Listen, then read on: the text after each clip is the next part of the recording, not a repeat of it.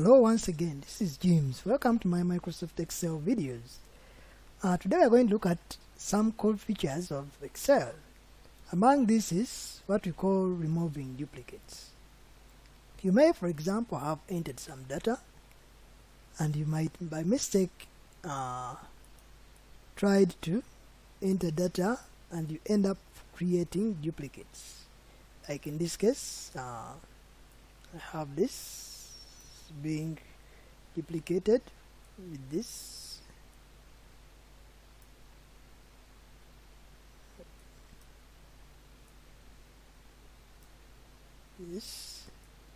Even this Mimi. So this is just a sample text, but you could have a lot of text whereby you did duplicates and you don't want to go back removing one by one.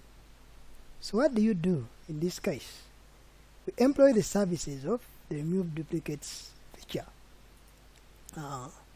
Let's, for example, select our work. We find this feature in the data tab.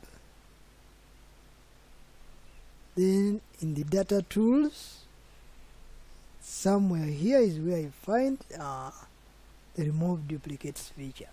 So after selecting your data, you come and click on remove duplicates to tell you or to show you the columns where the duplicates are to be removed. So if there is a column you don't want duplicates to be removed, you can deselect it by unchecking it. But in this case, let's leave it at all of them.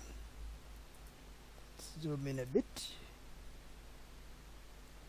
So this is our dialog box which asks us to select the columns which we want to remove our duplicates from. So we can uncheck if we don't want department, but we want it. So let's leave it all checked or selected, then we say OK.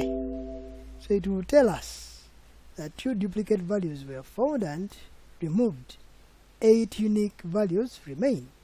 So that's how we remove duplicates. So when I say OK, notice that there is one Mimi, there is one James.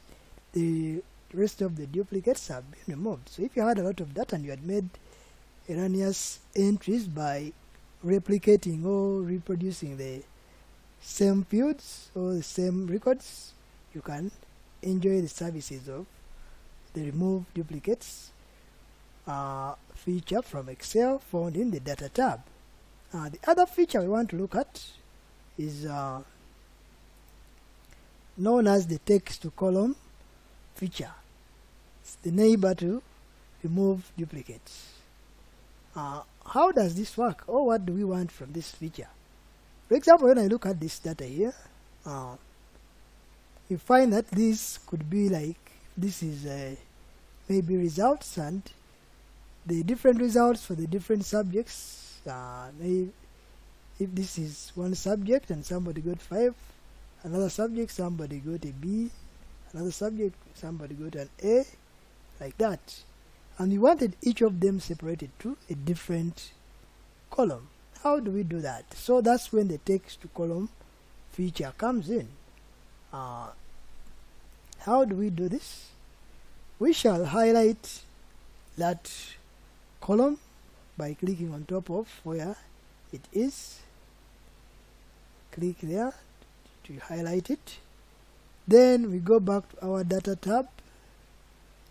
We go to data tools, and here is where we have our text to column feature. So we click in it to bring for us this convert text to columns wizard, and to ask us how do you want to do it.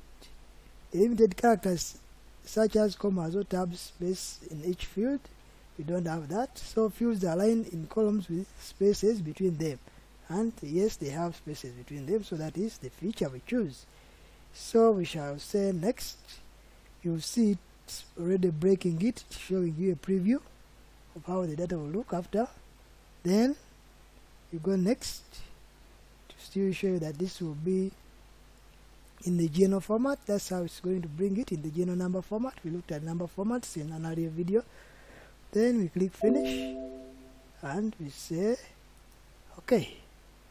Now notice that they've all been separated to different columns. If we can try to make this small, you see that now each subject is broken down to a different column. This one has taken the format of what was here previously. I had written there text to columns. So let's learn this feature here known as the format painter to change the format of this to this. So what I can do, I can click in the neighbor to it, then I come to the format painter, then I drag over this. Notice that it has changed it to the format of the neighbor. That's how the format painter also works. So we've looked at some cool features: the text to column feature, the remove duplicates, and the bonus of the format painter. So thanks for watching. Don't forget to like and subscribe. See you in the next video.